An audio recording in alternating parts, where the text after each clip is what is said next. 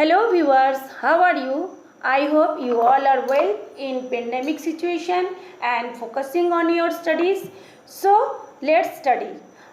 Today our topic is formation of image in plane mirror. मतलब हम लोग जो मिरर पे अपना दर्पण पे चेहरा देखते हैं वो कैसे बनता है ना, कैसे बनता है उसके बारे में आज हम लोग डिस्कस करेंगे। तो किसी भी ऑब्जेक्ट का जो प्लेन मिरर है उस पर कैसे इमेज बनता है उसको हम लोग डिस्कस करते हैं। तो उससे पहले मैं आपको बता दूं, मिरर जो होता है एक सिंपल ग्लास का ही बना होता है, परंतु उसके बैक साइड पे क्या होता है, सिल्वर कोटेड रहता है। ये सिल्वर मतलब क्या है, जो हम लोग चांदी पहनते हैं ऑर्नामेंट्स में वो सिल्वर कोटेड रहता है। उसके ऊपर एक पेंट लगा हुआ रहता है, पेंट कोटेड रहता है, यानी लेपन कर दिया जाता है। ठीक, इससे बनता है हमारा मिरर यानी दर्पण। तो उस दर्पण पर कैसे इमेज बनता है उसके लिए हम लोग एक प्लेन मिरर लेंगे, जो मैं अभी आपको ड्राइंग करके बताई हूँ, दिखाऊंगी। पहले उसके बारे में थोड़ा सा बता देते हैं। तो चलिए मान लेते, कंसिडर कर लेते एक स्मॉल ऑब्जेक्ट ओ है, कोई भी एक ऑब्जेक्ट ओ है। वो ऑब्जेक्ट हमारा फेस भी हो सकता है, कोई एनी ऑब्जेक्ट हो सकता है, जिस पर क्या होता है। अच्छा हाँ, एक चीज़ मैं पहले और बता दूं, ऑब्जेक्ट हम तभी देख पाते हैं जब उस पर कोई भी फोकस आकर के, कोई भी किरण, कोई भी लाइट का रे आकर के उस पर फोकस होता है ना। जैसे वो सनलाइट हो, घर का लाइट हो, कुछ भी लाइट हो, तभी हम किसी ऑब्जेक्ट को देख पाते हैं। यानी इवन हमारे फेस भी तभी हम देख पाते हैं, डार्क प्लेस पे हम कुछ भी नहीं देख पाते हैं। तो कंसिडर कर लेते हैं कोई एक ऑब्जेक्ट ओ है और उस पर कोई किरण आके या लाइट का रे आके गिर रहा है, फिर उस पर से टकरा कर प्रकाश क्या होता है, चारों ओर फैल रहा है ना। तो मैंने देखिए लिखा है इसमें, consider a small object O जो ऑल डायरेक्शन पे लाइट रे दे रहा है ना।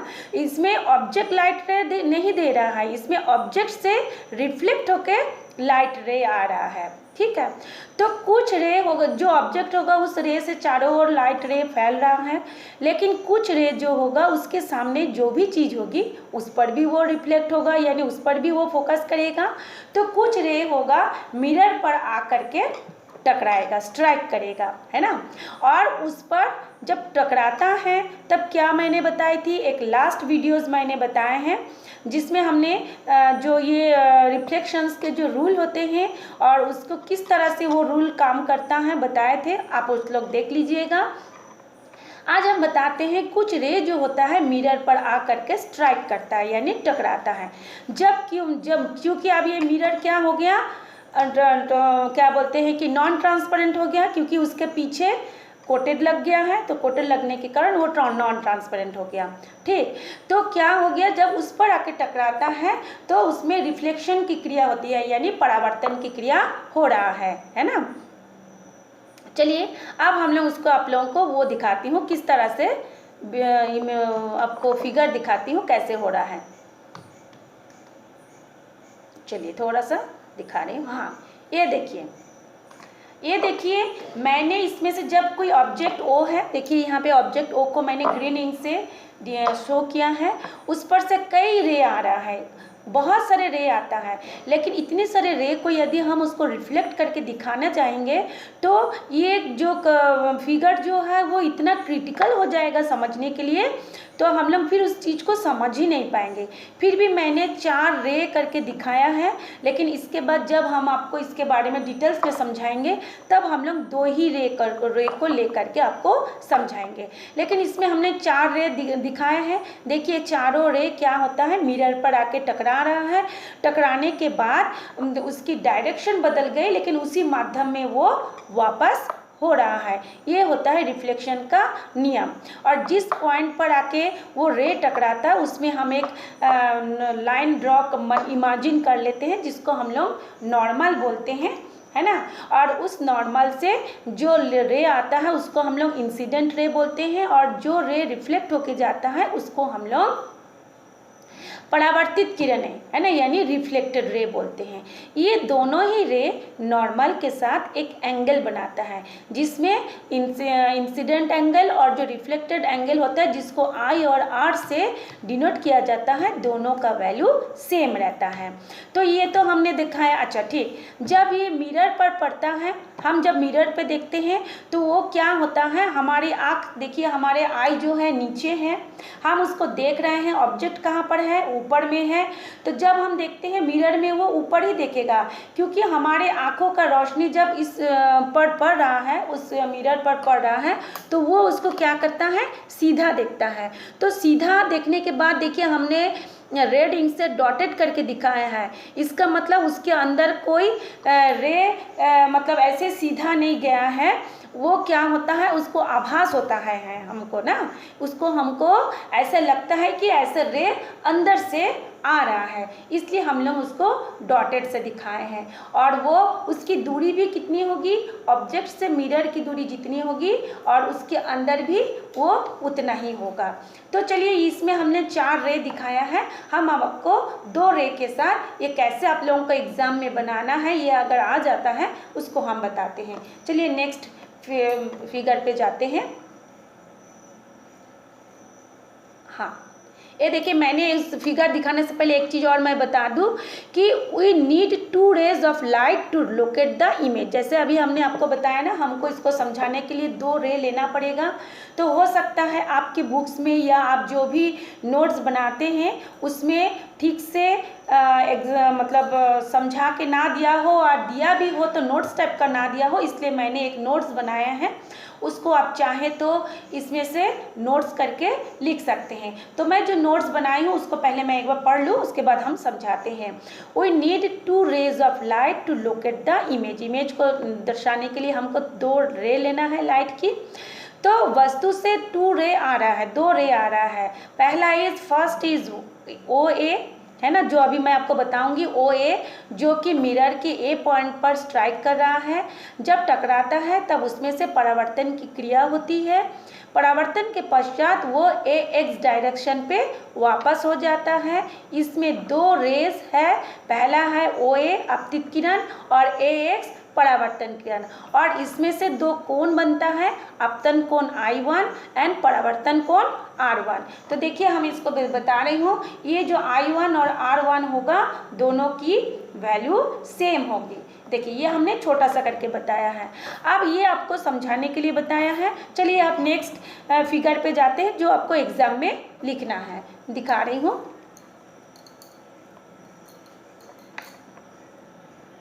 मिरर पे दिखा।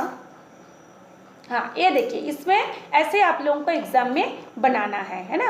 आप समझने के लिए मेरे पढ़ाई को बार बार क्या बोलते हैं, स्क्रीनशॉट लेके उसको नोट्स बना सकते हैं, लेकिन ये समझा रही हूँ।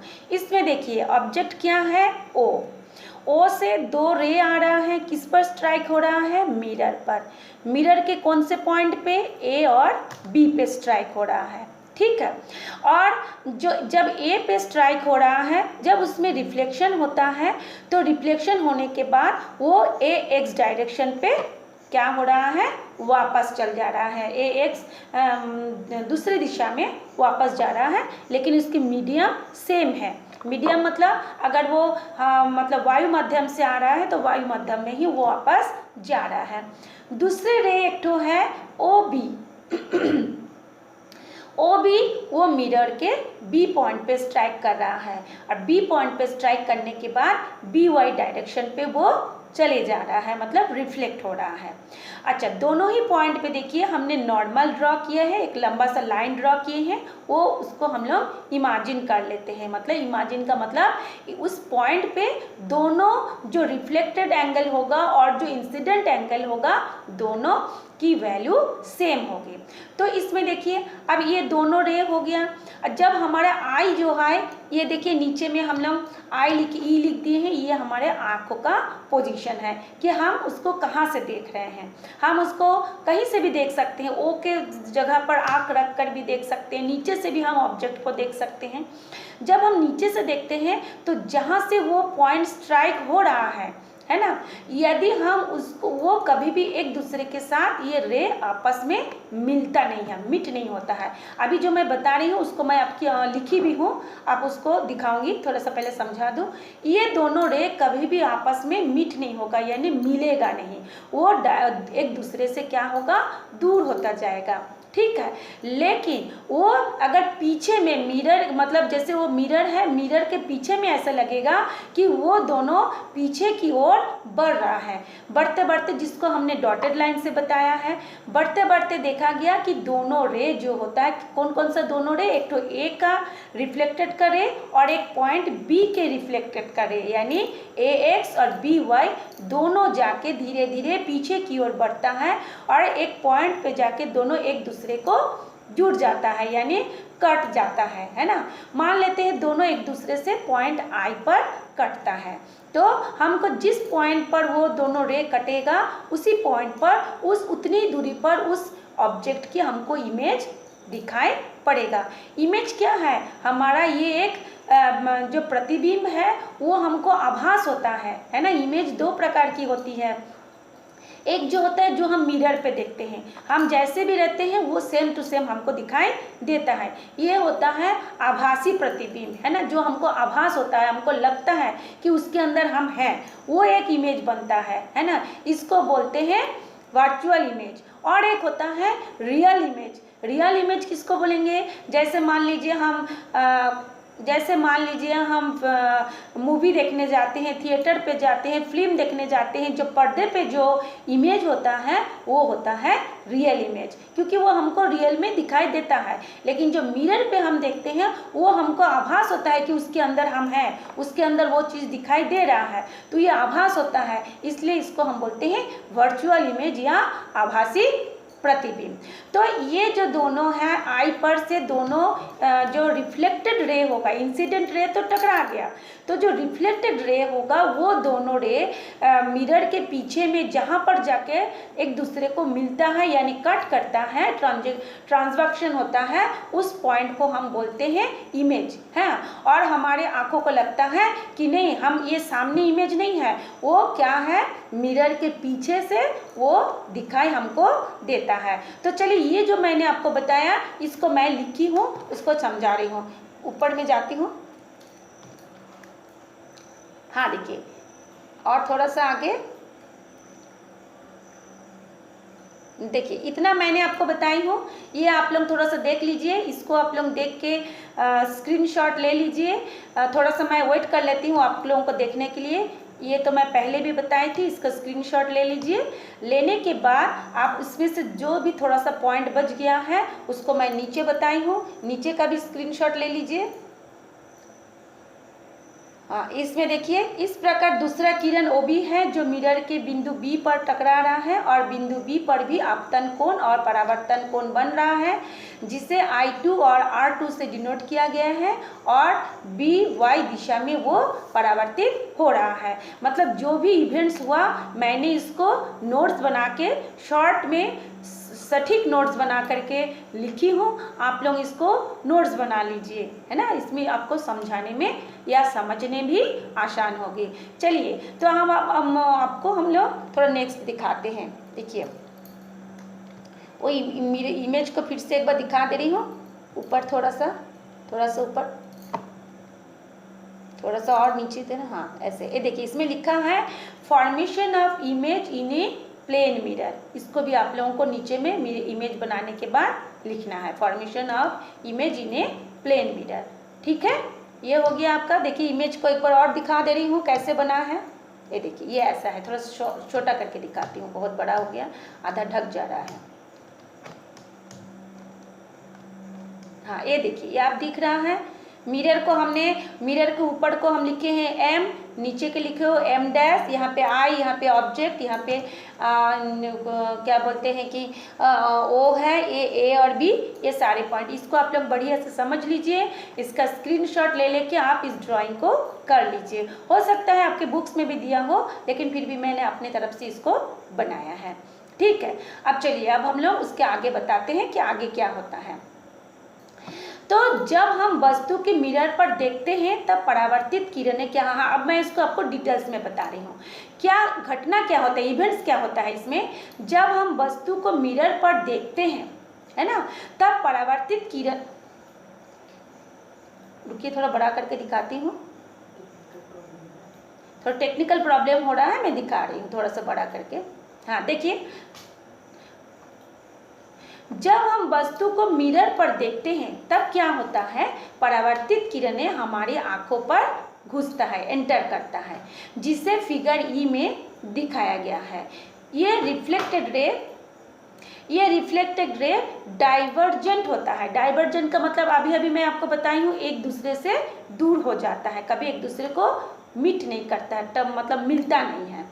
इट मीन्स ये दोनों रे एक दूसरे से दूर हो जाता है, तो क्या बोलेंगे उसको, moving away from each other.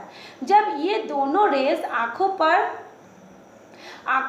जब ये दोनों रेस आँखों पर एंटर करता है तब हमारी आंखें उस रे दोनों को सीधा देखता है। हमारे आँख क्या करता है, उस रे को सीधा देखता है, उसको लगता है कि वो सीधा है, जो टकरा के आ रहा है वो हमारे आँख नहीं देख पाता है, हमारे आँख उसको हमेशा सीधा ही देखता है। ऐसा लगता है कि वो रे मिरर के अंदर किसी एक पॉइंट आई से आ रहा है। क्यों होता है ऐसा क्यों लगता है हमको, बिकॉज दोनों रेस को जब हम पीछे की तरफ बढ़ाते हैं तो दोनों रे पॉइंट आई पर एक दूसरे को इंटरसेक्ट करता है, यानी एक दूसरे को काटता है।